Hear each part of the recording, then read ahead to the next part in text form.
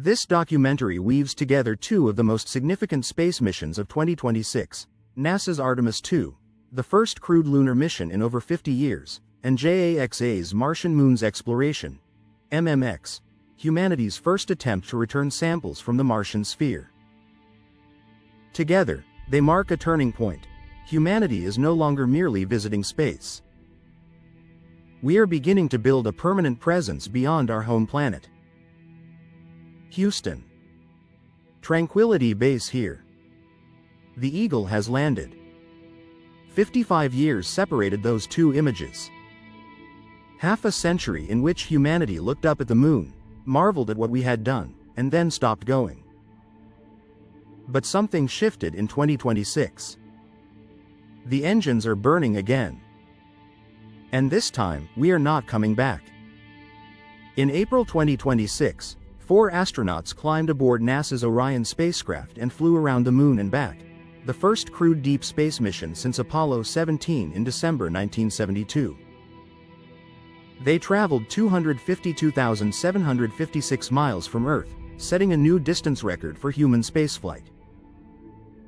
Meanwhile, in Japan, engineers at JAXA, the Japan Aerospace Exploration Agency, were completing final system tests on a spacecraft destined for a world we have never touched.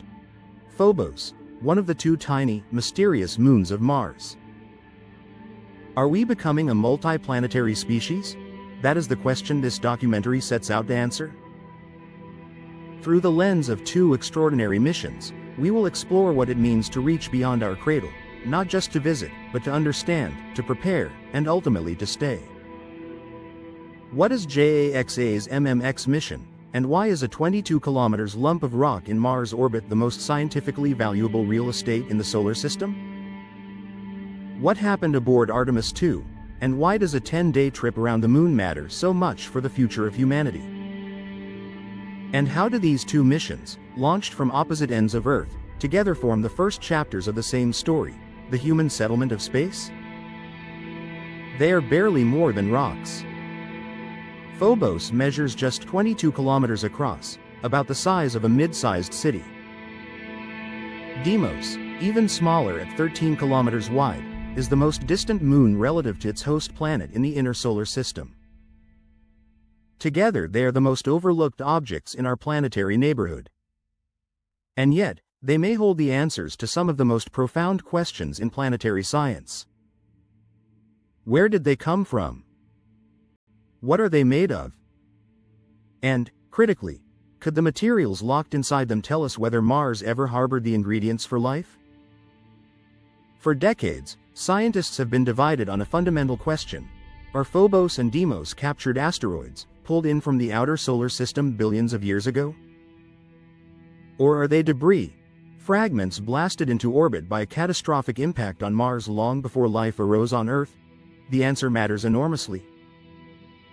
If they are captured asteroids, they carry pristine material from the outer solar system, carbonaceous material rich in organic compounds and water-bearing minerals. If they are impact remnants, they are pieces of Mars itself, offering a window into the red planet's early geological and chemical history.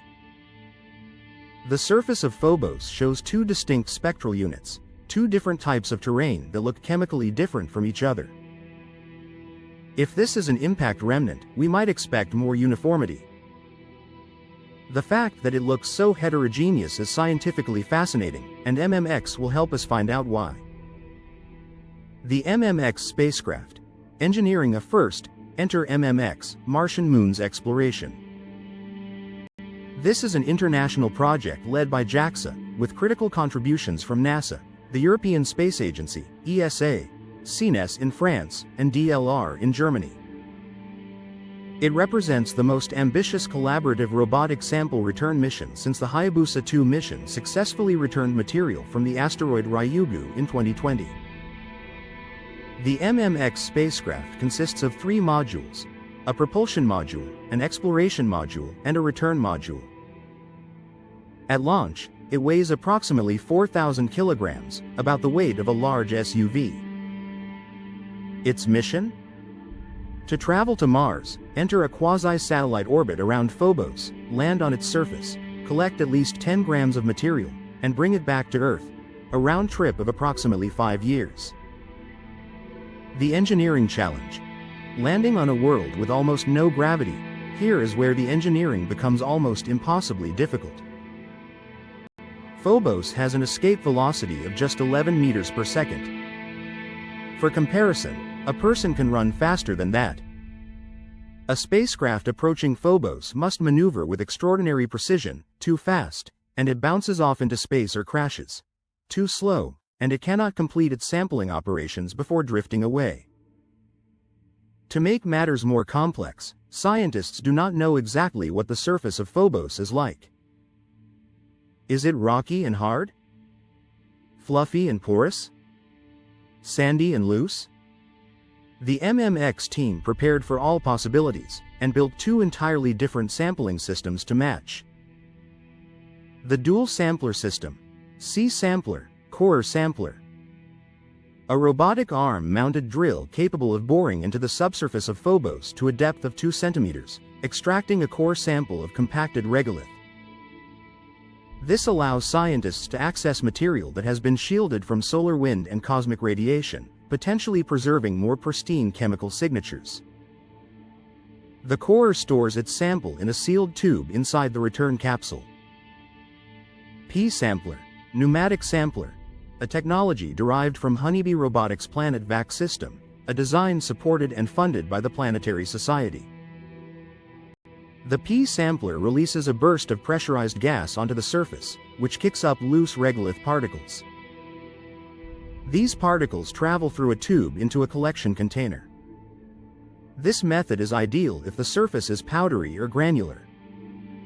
NASA contributed this technology to the MMX mission, a concrete example of international cooperation translating into engineering reality. By deploying both samplers at different landing sites on Phobos, MMX gives scientists the best possible chance of capturing a representative range of surface materials, regardless of what the terrain turns out to be. The science instruments. Reading Phobos from the inside out. MMX carries 11 scientific instruments on board, 7 dedicated to remote sensing and direct observation of the Martian moons. Let's walk through the most important ones. Tengu, telescopic nadir imager for geomorphology. A high-resolution telescope camera that will map the topography of Phobos in extraordinary detail, identifying the safest and most scientifically rewarding landing sites. Orochi, optical radiometer composed of chromatic imagers. A wide-angle multispectral camera system that studies the color and reflectivity of Phobos' surface across multiple wavelengths, crucial for identifying the 2 distinct spectral units and determining their composition. MERS, MMX infrared spectrometer, contributed by CNES. This instrument searches for hydrated minerals, compounds containing water molecules locked into their crystal structure. Finding hydrated minerals on Phobos would be a landmark discovery, suggesting the moon formed from or interacted with water-rich material early in solar system history. MEGANE, Mars Moon exploration with gamma rays and neutrons, contributed by NASA. This instrument detects gamma rays and neutrons emitted by Phobos' surface, effectively doing chemistry from orbit, identifying elements like hydrogen, carbon, silicon, and iron without ever touching the surface. EDIFIX rover. A small 30-kilogram rover developed jointly by CNES and DLR that will be deployed onto the surface of Phobos to perform in situ measurements, providing ground truth data that complements the orbital observations. The hunt for organics and the question of life. Perhaps the most profound scientific question that MMX touches on is this: did Mars ever harbor the ingredients for life? Phobos sits inside the Martian system. Any material that was ever kicked off the Martian surface by asteroid impacts, including material from the ancient, potentially habitable Mars, could have been incorporated into Phobos over billions of years. If scientists find organic molecules or the chemical signatures of liquid water in the samples MMX returns to Earth, it will not prove life existed on Mars. But it will tell us something extraordinary: that the raw materials of life were present, and that the ingredients were delivered to a place that was, at one point, potentially habitable. International cooperation. The real story behind MMX is not simply a JAXA mission. It is a blueprint for how humanity's most ambitious exploration goals can only be achieved through global collaboration. JAXA provides the spacecraft, the mission architecture, and the launch vehicle, Japan's H3 rocket, lifting off from Tanegashima Space Center. NASA contributes methane in the P sampler, bringing decades of deep space expertise. CNES brings MERS and Co. develops the EDIFIX rover. DLR Company develops the rover and its science instruments. ESA provides tracking support. These nations, historically competitors in the space race, are now partners. And that partnership is not just philosophically significant. It is practically essential. No single nation has the budget, the expertise, or the technological breadth to achieve what MMX is attempting alone. JAXA Project Manager KAWAKATSU Yasuhiro. With researchers and engineers from Japan and overseas working together to overcome the numerous challenges, we are finally approaching launch. This exploration project began almost 10 years ago. From the engineering perspective, this is an ambitious plan, and the mission has gained much international attention. Artemis II. Human presence redefined visual. Kennedy Space Center, night. Floodlights illuminate the SLS rocket standing 98 meters tall on Launch Complex 39B, the same pad that launched Apollo 10, 11, 14, 15, and 16. Text card. April 1, 2026. 6:35 p.m. Eastern Daylight Saving Time, the launch. At 6:35 in the evening on April 1, 2026, NASA's Space Launch System, the most powerful rocket ever successfully flown, ignited its 425 rupees engines and 2 solid rocket boosters simultaneously. The combined thrust exceeded 8.8 million pounds-force, roughly 15% more than the Saturn V that carried Apollo astronauts to the Moon. The ground shook. The air turned white with steam and exhaust. And for the first time since December 1972, human beings were leaving Earth's orbit behind. Aboard the Orion capsule sat 4 astronauts: Commander Reed Wiseman, pilot Victor Glover, mission specialist Christina Koch, all from NASA, and mission specialist Jeremy Hansen from the Canadian Space Agency. Wiseman and Glover were spaceflight veterans. Koch and Hansen were on their first lunar-class mission. Together, they represented the most internationally diverse crew ever launched toward the Moon. What is Artemis II actually testing? It is easy to look at Artemis II and say, 4 astronauts went around the Moon and came home. 10 days. No landing. What's the big deal? The big deal is everything beneath the surface. Artemis II was, at its core, a shakedown cruise, a full system stress test of hardware and software that will one day carry astronauts to the lunar surface and, eventually, toward Mars. Key systems being tested. The Orion capsule. Built by Lockheed Martin, Orion is the most capable human spacecraft ever constructed for deep space travel. Its heat shield, the largest ever built, must withstand re-entry temperatures of approximately 2,760 degrees Celsius when returning from lunar distance. On Artemis II, the capsule's life support, navigation, communication systems, and crew interfaces were validated under real deep space conditions for the first time with humans aboard. The SLS rocket, the Space Launch System, represents over a decade of engineering. Its core stage burns liquid hydrogen and liquid oxygen. The Artemis II mission validated the full SLS configuration for crewed flights, building on the uncrewed Artemis I test in November 2022. Deep Space Network Communications. One of the mission's critical milestones was transitioning from terrestrial tracking networks to NASA's Deep Space Network, the antenna system used to communicate with spacecraft at interplanetary distances. This transition, completed early in the mission, was a vital test for future lunar surface operations. Crew Survival Systems. The Orion Crew Survival System, an advanced pressure suit and seat architecture, was worn during launch and re-entry. Testing how it performs with real human bodies in a real emergency scenario, simulated by launch vibrations and acceleration forces, provided data that simply cannot be obtained any other way. Living in the void, the human experience of deep space. Beyond the engineering, Artemis II tested something harder to measure: the human mind and body in deep space. Low Earth orbit, where the International Space Station lives, is still largely protected by Earth's magnetic field. Beyond a certain altitude, astronauts are exposed to the full spectrum of galactic cosmic radiation and solar energetic particle events. There is no magnetic shield. There is no quick way home. Over 10 days, the Artemis II crew tested their sleep schedules, exercise routines, nutrition, and psychological well-being in this environment.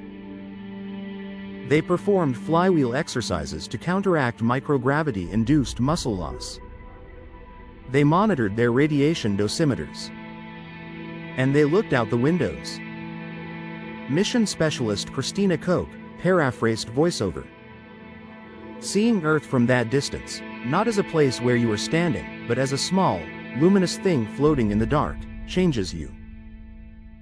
You understand, viscerally, why every mission we launch matters. We are not just doing science. We are learning how to be alive out here. The Lunar Flyby. Science at the edge of the world.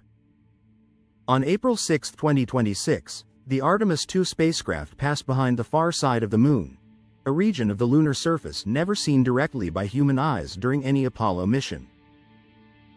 As the spacecraft swung around the lunar limb, the crew were briefly out of radio contact with Earth, a communication blackout that lasted several tense minutes at mission control. When contact was restored, the astronauts had captured something extraordinary. With the Moon backlit by the Sun during a partial solar eclipse, they photographed the lunar far side in high resolution, documenting highlands, ancient impact basins, and the geometry of shadows stretching across crater rims in ways that revealed depth and structure invisible under direct illumination. The crew also witnessed what Apollo astronauts had described but never photographed so clearly: the lunar horizon glow, a faint luminescence caused by electrostatically charged dust particles suspended above the Moon's surface at sunrise and sunset.